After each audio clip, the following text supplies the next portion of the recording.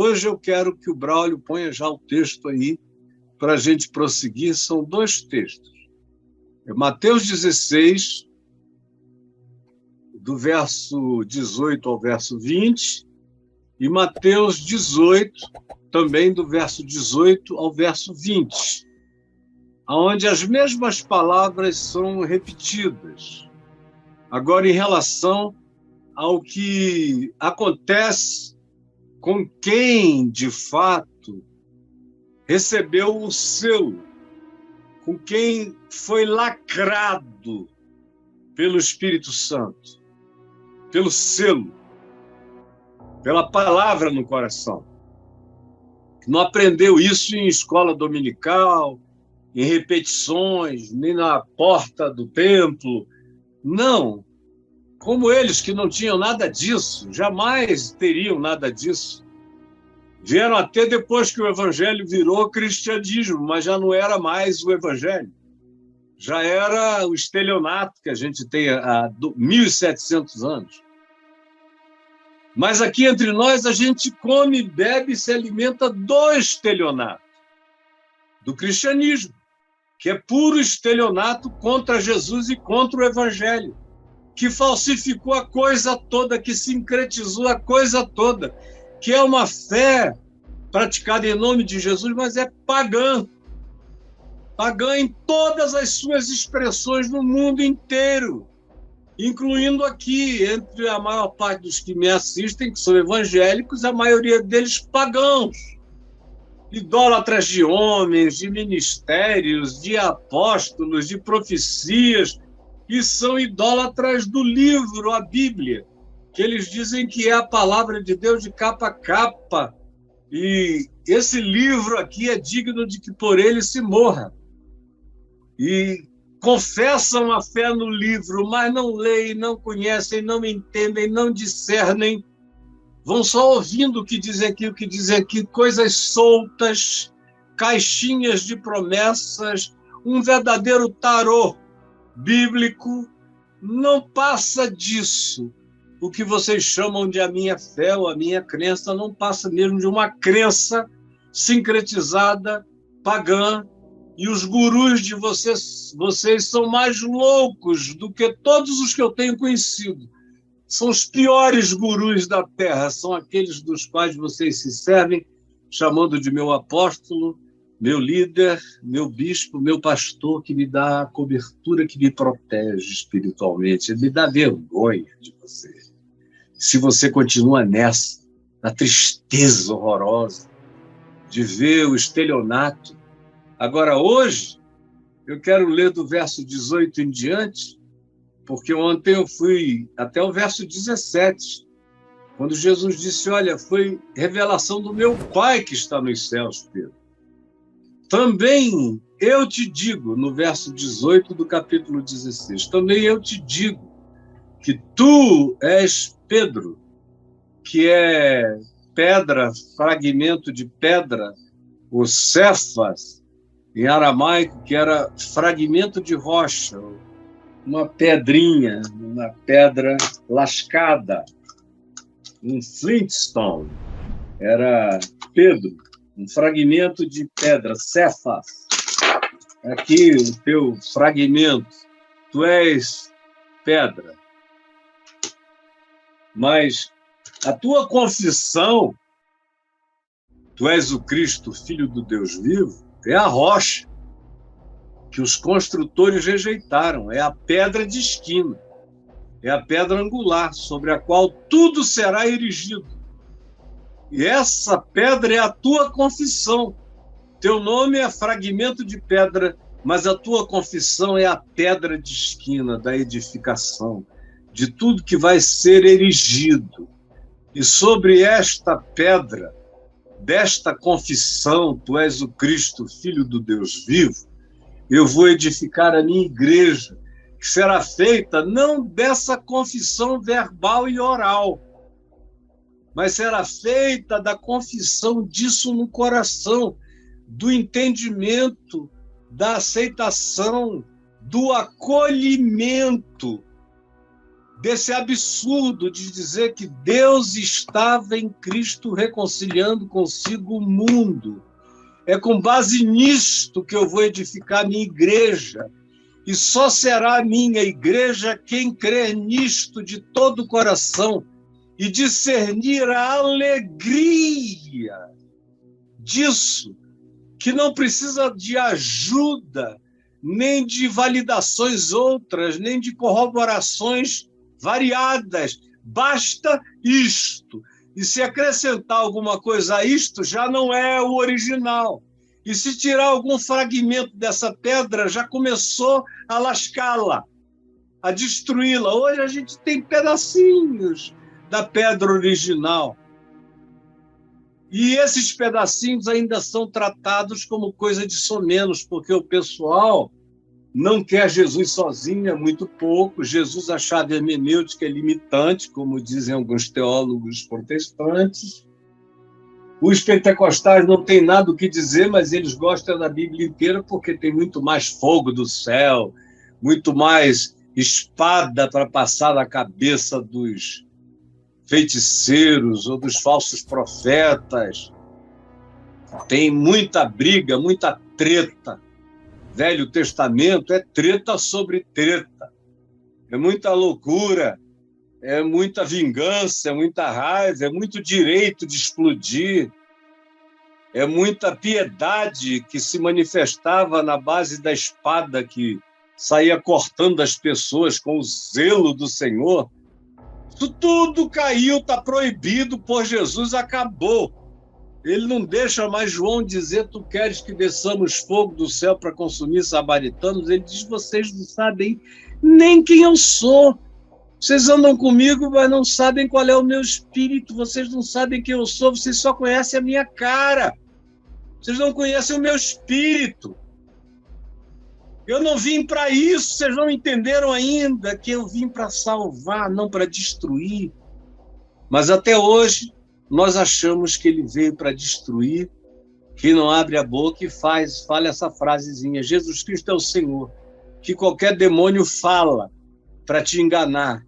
Agora, no coração é que ninguém consegue dizer sem ser verdade. É no coração que vale para Deus. Na boca vale para todo mundo, engana a terra inteira, mas Deus vê o coração. Nunca viu o que sai só da boca, vê o que sai do coração. O que sai do coração, agora pode sair da boca sem estar no meu coração, mas se está no meu coração, sai da minha boca. Mas o contrário não é verdadeiro, pode sair da boca sem estar no coração. Aprenda isso de vez e para sempre. Ele diz: também eu te digo que tu és Pedro, e sobre esta tua confissão, esta pedra, eu edificarei a minha igreja, não a igreja deles. Eu ouço os caras dizendo: a minha igreja realmente é tua, não é a de Jesus.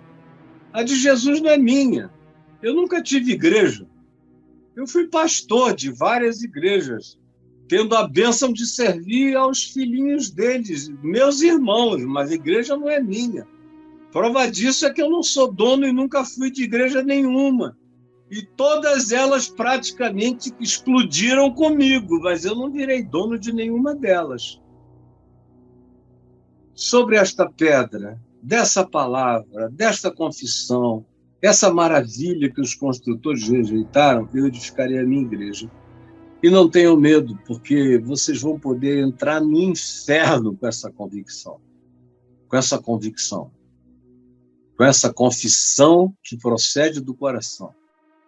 Se o coração crê para a justiça e com a tua boca tu confessares a respeito da salvação, é coração e boca, coração e boca. Coração e boca, é entre o coração e a boca que está essa salvação eterna. Se com a tua boca e com o teu coração tu fizeres isto, então tu serás igreja, e as portas do inferno não prevalecerão. Não tenha medo. Desde que eu criei nisso de todo o meu coração, já nos primeiros dias da minha fé, eu estava expulsando demônio, diabo, capiroto, de tudo que é jeito.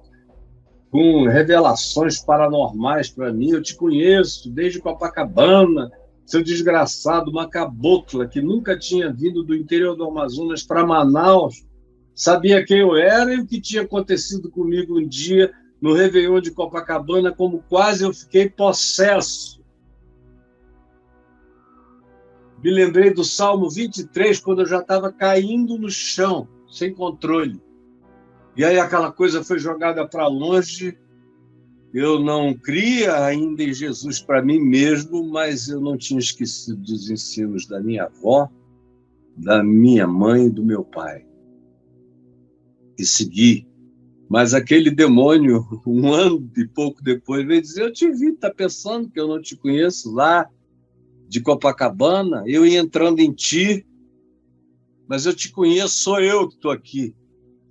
E eu falei: eu não quero saber, você chegou atrasado lá e chegou mais ainda aqui, larga ela agora, em nome de Jesus, e pronto. O tempo todo, nunca tive medo e nunca terei, em nome de Jesus. O diabo virou souvenir do mal, porque eu ando debaixo da luz e do poder de Jesus. E todo vestido com as armas do Evangelho da paz e da graça de Deus e da justiça de Deus e do Espírito de Deus e do escudo de Deus e da mente de Cristo, como todos nós temos que aprender a andar. E aí ele diz algo lindo: dar-te-ei, vou dar a você as chaves, eu vou te dar as chaves. Aqui eu tenho duas chaves antigas. Dar-te-ei, eu comprei porque elas eram bem antigas. Essa aqui abria a porta de uma casa de um palestino em Gaza por muitos anos. Olha o tamanho dela, toda enferrujada, e o tamanho da porta também. Fiz questão de comprar. E essa aqui nós compramos numas antiguidades. Eu e minha mulher. E tem essa cruz de Vasco da Gama aqui nela. Eu sou botafoguense. Mas tem, ela é antiga dessa. Dar-te-ei as chaves do reino. E ele prossegue e diz: reino dos céus, as chaves do reino. Vocês vão entrar no inferno sem medo e vão abrir portas do reino para muita gente entrar. Você tira daqui e bota lá, tira daqui e bota lá, tira daqui e bota lá. Esse é o contraste: inferno de um lado, aonde eu entro, e as portas dele não prevalecerão contra mim, porque eu arrombo. A ideia é, elas não vão ficar inatingíveis, impermeáveis, intransponíveis. Ao contrário, com essa fé, você arromba o inferno e entra para tirar a gente de lá. E com essas chaves que eu te dou, tu abres portas e vais botando gente para dentro. Entra, entra, entra, entra. Desde que essa imagem ficou clara na minha mente a primeira vez, eu disse: minha missão é arrombar portas do inferno. As portas do inferno não é uma só, tem porta do inferno para tudo que é lado. E eu venho tentando arrombar as portas do inferno, que não tem cara de capiroto, algumas têm caras de igreja. Tem muitas portas, com muitas caras, com muitas fisionomias falsas, máscaras. O inferno se mascara para enganar gente que não tem discernimento. Mas você vai ter a coragem de arrombar, de olhar para dentro, sem máscara, ver, e tirar gente, porque eu vou te dar as chaves do reino. E você vai tirar de um lado e colocar no outro, é o que ele diz aqui. Dar-te as chaves do reino dos céus. E aí vem o vai e vem, olha só. O que ligares na terra, eu vou lá dentro e tiro. e digo: olha, você agora é de Cristo, é do reino de Deus. Isso terá sido ligado nos céus, não tenham dúvida. De quando essa palavra é crida, anjos aplaudem, se alegram, os céus celebram. Está feito na terra e no céu. É assim na terra como no céu, como também é assim no céu como na terra. Quando você anda com as chaves do reino, sem medo de nenhuma força infernosa nesse mundo, dar-te-ei, e o que tu vais fazer é tirar de um lugar e colocar no outro, vais abrir as portas do reino dos céus. E tu vais ligar pessoas. Tanto quanto, como João vem a dizer depois, lá na primeira epístola dele, no capítulo 5, você pode orar por aqueles que não pecaram para a morte, e o Senhor os perdoará. Mas aqueles que tiverem pecado para a morte, que está para além da tua alçada, João diz: por isso eu digo que tu nem peças, porque está num plano de mistério que tu não alcanças. Não alcanças. O que ligares, disseres vem, e a pessoa crê e entra, está ligado. Agora, às vezes você chama, e o cara não quer sair. E aí você diz: olha, se você não quer sair, eu estou te avisando que não vai ser legal para você, vai ser horrível para você. Quando você morrer, você vai morrer. E se você não morrer, você pode ter ainda a chance da graça que vai te levar pelo inferno para ver se você se arrepende. Mas o inferno você vai conhecer de qualquer modo. Seja para acabar-se, extinguir-se depois, ou seja, no último lampejo, viaja pela desgraça do inferno para ver se é salvo pelo fogo, como Paulo diz. Mas é algo que Jesus disse: se ligares, vai acontecer. Mas se tu desligares na terra, terá sido desligado no céu.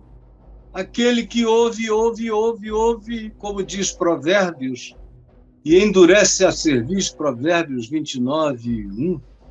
Aquele que muitas vezes advertido, ensinado, exortado, endurece a cerviz, será quebrantado de repente, sem que lhe haja cura. Sem que lhe haja cura. Dar-te-ei essa chave, é um privilégio. Agora, ninguém abuse. Ninguém fica achando que essa é uma chave papal. Os outros papas criam nisso. Papa Francisco não. Papa Francisco é libertão. Ele é só um irmão. Entende isso aqui como eu entendo. Você pode ter certeza disso.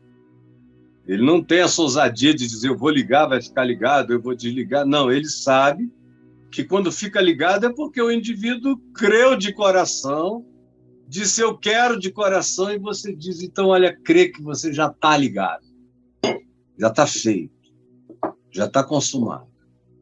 Agora, se você insiste contra, a gente diz: olha, isso pode te trazer as consequências que estão na tua mão, como decisão tua, validares ou não a negatividade do que está dito aqui. Aí, depois de ele dizer isso tudo, ele afirma: então advertiu os discípulos de que a ninguém dissessem ser ele o Cristo. Não é uma coisa extraordinária?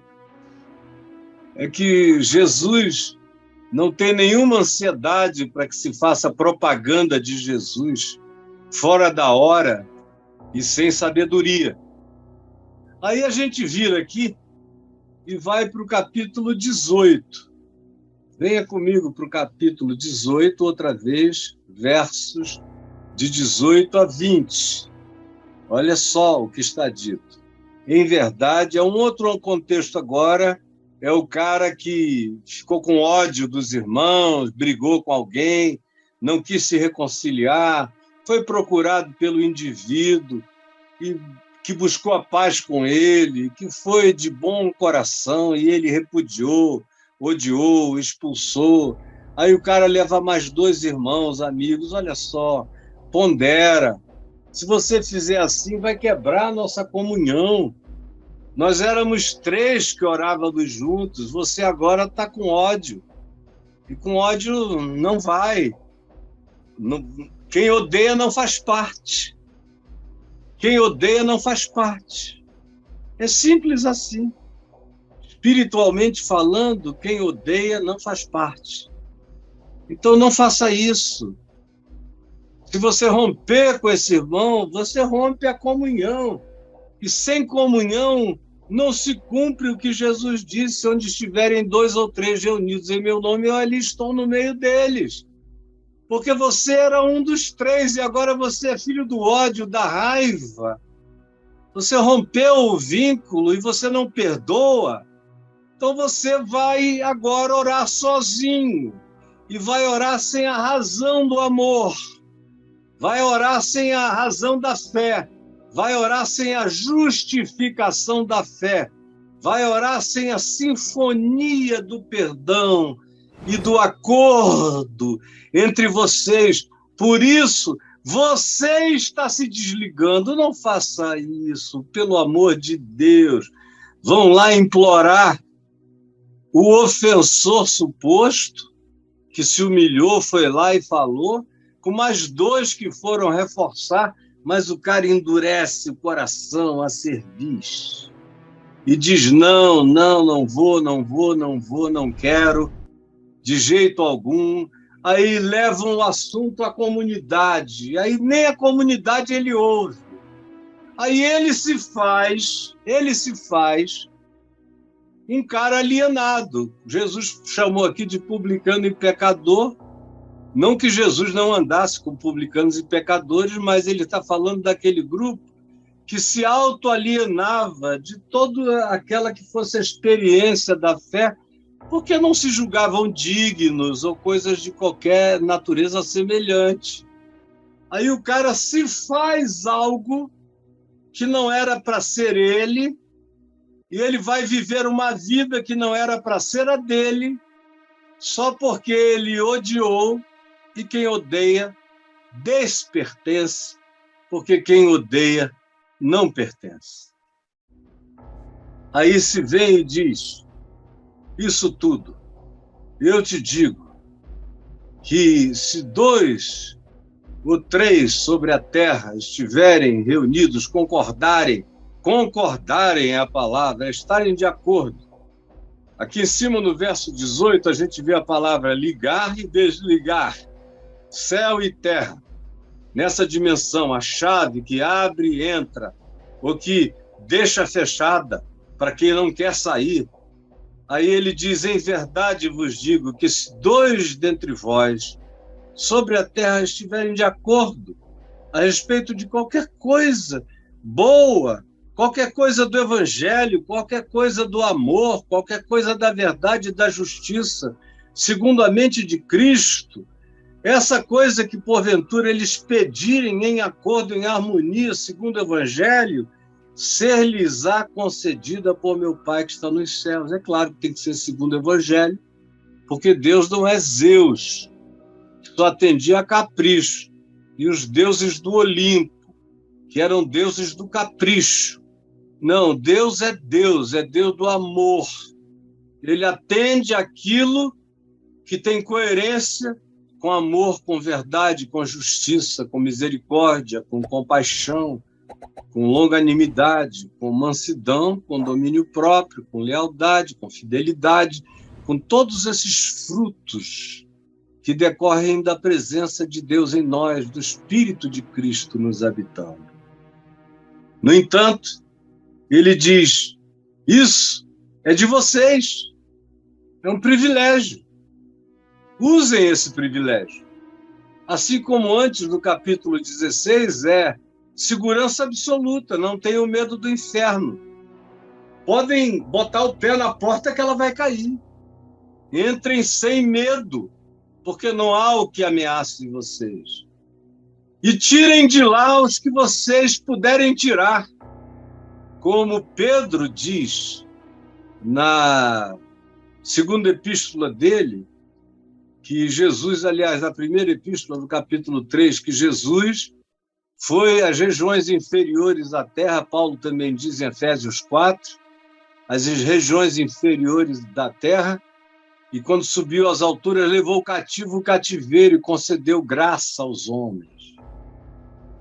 Pedro diz que ele foi ao Hades, ao mundo dos mortos, e proclamou, a palavra grega usada é proclamou a vitória do Evangelho no inferno. E foi libertar os espíritos em prisão. Os protestantes odeiam isso e fogem desse texto. E fazem mirabolâncias para explicá-lo, porque não podem simplesmente acessá-lo com limpidez e clareza. E tirou os espíritos em prisão, os quais, noutro tempo, tinham sido desobedientes, quando a misericórdia de Deus aguardava aquele mundo antigo todo pervertido e todo hibridizado pela invasão dos Benai Elohim, que geraram com as filhas dos homens os Nefilim, que perverteram todo o mundo antigo, que foi sepultado no dilúvio. Jesus está ecoando aqui todas essas coisas. Em Mateus 16 e em Mateus 18, ele está dizendo, olha, é assim que será. E quem escreveu o Evangelho, já depois de tudo isso ter acontecido, fez questão de, lembrando dessa fala de Jesus, incluir essa visita à região dos mortos, ao Hades, para libertar gente do inferno, assim chamado. E deu a mim, deu a você, chaves. Eu estou aqui todo dia usando essas chaves do reino, vai fazer 50 anos. E tenho visto milhões serem tirados das portas arrombadas do inferno, entrarem em dimensões celestiais, tanto quanto eu vejo muitos que você, por mais que abra a porta, eles puxam de volta e ficam fechados, e lá ficam, porque lá escolhem ficar. Agora aqui tem a ver com ódio. Tudo isso agora tem a ver com ódio, odiar o irmão, não aceitar reconciliação, perder tudo. Perde até a chance da oração, perde a comunhão. Se perder comunhão sem razão nenhuma com os irmãos, perde com Deus. Porque quem quer andar reconciliado com Deus, anda reconciliado com os irmãos que são irmãos. Não com os mentirosos, os falsos profetas, os enganadores. Esses aí, Paulo disse, nem sequer comam com eles. Agora, os que são irmãos, não deixem que nada se interponha entre você e os verdadeiros irmãos. Nada, nem o inferno, nem o ódio, nem o diabo, nem o amor próprio, nem o orgulho, nem o ciúme, nem coisa alguma. Para que você não se aliene dessa comunhão, dessa ligação celestial, desse privilégio eterno que é dado àqueles que aprendem a andar na fé que atua pelo amor. E essa fé se manifesta como vínculo, como perdão, como graça, como reconciliação, como reaproximação, como facilitação da chegada e facilitação da permanência daquele que chega quebrantado dizendo perdão. Perdão, me perdoa de todo o meu coração. Aí, se ele vem assim para ti de todo o coração e você fecha ele o coração, o que era culpa dele agora é tua, meu amigo. E se ele volta com outros e você resiste, por causa do seu orgulho, do seu ódio arrogante, é você quem fecha a porta do reino para você mesmo. Fecha a porta da oração, como diz Pedro, outra vez, em 1 Pedro, no capítulo 3, eu creio que é no verso 7, Ele diz aos maridos, em relação às esposas, para os maridos tratarem bem as mulheres, não maltratarem suas esposas, para que as orações deles não fossem cortadas diante de Deus. Porque as esposas tinham sido dadas para serem objeto do mesmo amor, do mesmo trato, da mesma graça divina. Aí ele diz aos maridos, tratem bem a elas, porque se vocês não as tratarem bem, vocês estão rompendo a conjugalidade espiritual. Vocês estão rompendo a mesma graça de vida. Elas continuam, se elas continuarem com o coração amoroso, sendo elas mesmas, mas vocês, que são esses supremacistas, machistas, chauvinistas, dominadores, os donos dos pelourinhos conjugais, vocês estão perdidos. Seja em casa, seja nos vínculos variados, em família, seja naquilo que você chama de igreja, nos ambientes da sua frequência, seja onde seja como for, não brinque disso, porque o único a pagar a conta é você, no fim de tudo. Por quê? Porque você perde acesso.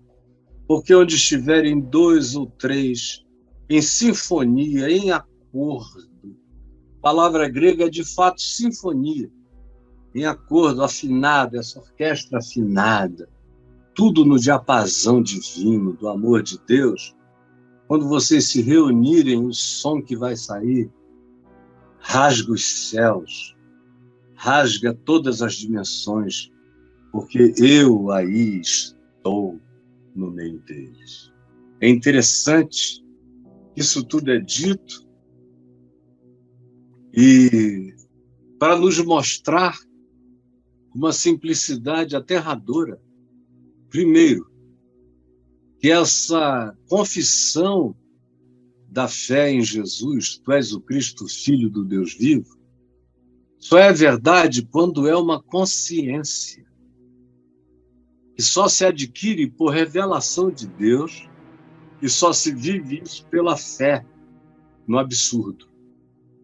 Porque é absurdo, humanamente falando, como eu disse ontem, crer que o eterno, aquele em quem todas as coisas e todos os universos, todas as existências existem e são, pode ter um dia habitado em plenitude com os homens. Isso é loucura. Para os judeus era um escândalo, para os gregos era maluquice. Para os romanos era gargalhada.